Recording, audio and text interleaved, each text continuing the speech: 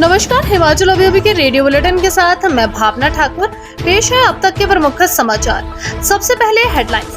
प्रधानमंत्री की तीसरी कसम, हिमाचल से हो सकता है एक कैबिनेट मंत्री। खिलाड़ियों के लिए सीएम के बड़े ऐलान, डाइट मनी में की बड़ी वृद्धि।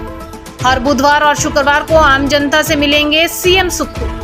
हिमाचल में ट्रैक पर पर्यटन कारोबार, सैलानियों की संख्या में भारी बढ़ोतरी। बिलासपुर के बरमाणा में डबल मर्डर, बुजुर्ग दंपत्ति की हत्या, गौशाला में मिले शव। हिमाचल में नहीं रुक रही आग की घटनाएं, 3 दिन में 364 मामले। अब समाचार विस्तार से। एनडीए प्रमुख नरेंद्र मोदी आज शाम को तीसरी बार प्रधानमंत्री पद की शपथ लेने जा रहे हैं। उनके साथ ही केंद्रीय मंत्रिमंडल में कई और बड़े चेहरे भी शपथ ले सकते हैं, जिसमें बीजेपी के राष्ट्रीय अध्यक्ष भी शामिल हो सकते हैं। दरअसल जेपी नड्डा का अध्यक्ष रहते हुए कार्यकाल पूरा हो चुका है। ऐसे में जेपी नड्डा को कोई बड़ी जिम्मेदारी केंद्र से मिल सकती है। माना जा रहा है जगत प्रकाश नड्डा को मंत्री बनाया जा सकता है। आपको बता दें, जेपी नड्डा को साल 2020 में बीजेपी का राष्ट्रीय अध्यक्ष बनाया गया था और किसी भी अध्यक्ष का कार्यकाल 3 साल का ही होता है। इसके अलावा किसी भी अध्यक्ष को लगातार 2 कार्यकाल ही मिल सकते हैं।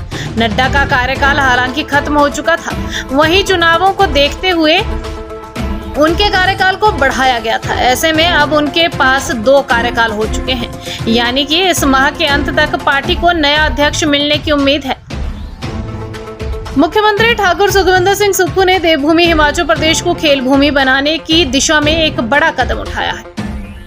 इसी कड़ी में सरकार ने विभिन्न अंतर्राष्ट्रीय प्रतियोगिताओं में पदक विजेताओं की पुरस्कार राशि में वृद्धि करने के साथ साथ खिलाड़ियों को मिलने वाली डाइट मनी और यात्रा प्रावधानों में वृद्धि की है। राज्य स्तरीय खेल प्रतियोगिता के लिए डाइट मनी को 240 रुपए से बढ़ाकर 400 रुपए, जिला स्तरीय खेल आयोजनों के लिए 300 रुपए और खंड स्तरीय आयोजनों के लिए 240 रुपए किया गया है।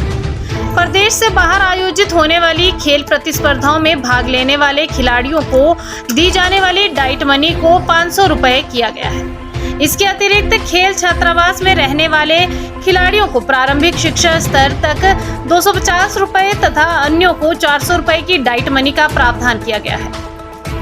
प्रदेश सरकार ने प्रदेश से बाहर आयोजित होने वाले खेल आयोजनों में भाग लेने वाले खिलाड़ियों को मिलने वाले यात्रा प्रावधानों में भी वृद्धि की है।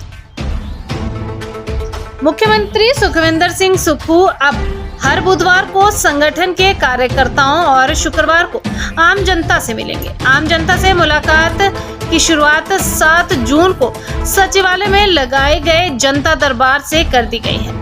सप्ताह के अन्य दिनों में मुख्यमंत्री सरकारी कामकाज को निपटाएंगे। हिमाचल प्रदेश में चुनाव समाप्त होते ही अब सरकारी कामकाज ने रफ्तार पकड़ना शुरू कर दिया है। अगले सप्ताह कैबिनेट बैठक होने की संभावना है। मुख्यमंत्री ने सभी विभागों से बजट घोषणाओं पर हुए काम को लेकर ब्यौरा भी मांग लिया है। सप्ताह भर सचिवालय में मिलने के लिए आने वाले लोगों का तांता ना लगे रहे, इसके लिए मुख्यमंत्री ने सप्ताह में 2 दिन मुलाकात करने के लिए आरक्षित कर दिए हैं।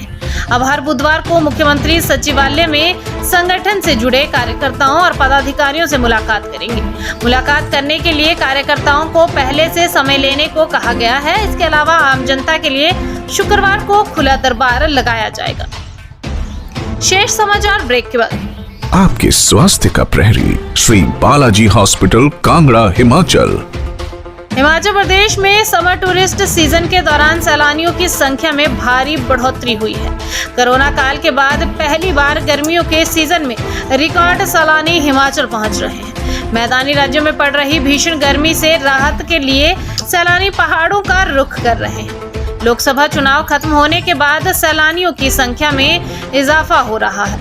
मैदानी राज्यों के स्कूल कॉलेजों में इन दिनों गर्मियों की छुट्टियां चल रही हैं, जिसके चलते सैलानी परिवारों के साथ फैमिली ट्रिप पर हिमाचल पहुंच रहे हैं। इस हफ्ते वीकेंड पर शिमला और मनाली सहित अन्य पर्यटन स्थलों पर होटलों के 80 से 90% तक कमरे बुक हैं, जबकि हफ्ते के अन्य दिनों में भी 60 से 70% तक कमरों की बुकिंग चल रही है। जिला बिलासपुर के बरवाड़ा में दोहरे मर्डर का एक मामला सामने आया है, जहां एक बुजुर्ग दंपत्ति की हत्या कर दी गई है। बताया जा रहा है कि यह दंपत्ति घर पर अकेला रहता था। दोनों के ही शव घर के साथ लगती गौशाला में खून से लथपथ मिले हैं। यह मामला बरवाड़ा थाना के तहत ग्राम पंचायत सिकरोहा के चंदपुर गाँव का है। सूचना मिलने के बाद पुलिस मौके पर पहुंची और जांच में जुटी हुई है। हत्या का पता तब चला जब चंदपुर गांव के रूपलाल व उनकी पत्नी कमला देवी के घर कुछ ग्रामीण आए, लेकिन वहां घर पर किसी ने भी न देखने की सूरत में वह गौशाला में गए। जब वहां जाकर देखा तो दोनों ही मृत अवस्था में पड़े हुए थे। लोगों को कुछ गहने रास्ते में भी मिले हैं। फिलहाल पुलिस मामले की जांच में जुटी हुई है। डीएसपी मुख्यालय मदन धीमान ने बताया कि हत्या का मामला दर्ज कर लिया गया है। आगामी जांच जारी है। हिमाचल में आगजनी की घटनाएं रुकने का नाम नहीं ले रही हैं, या यूं कहें कि जंगलों में लगी आग बेकाबू हो गई है। रोजाना किसी न किसी जंगल में आग भड़क रही है। यह आग न केवल जंगल व वन संपदा को नष्ट कर रही है, बल्कि जीव जंतुओं को भी नष्ट कर रही है। शहरी क्षेत्र हो या ग्रामीण, बिरला ही ऐसा कोई स्थान बचा होगा जहां आग नहीं लगी हो। इस साल अब तक वनों में 1682 आग की घटनाएं दर्ज की गई हैं। पिछले दिनों में हिमाचल में 364 आगजनी की घटनाएं सामने आई हैं। पिछले 5 सालों में आगजनी की यह घटनाएं सबसे ज्यादा हैं। वन विभाग ने इस साल जो नई प्लांटेशन की थी वह भी आग की भेंट चढ़ गई है। इसी के साथ समाचार समाप्त हुए। नमस्कार।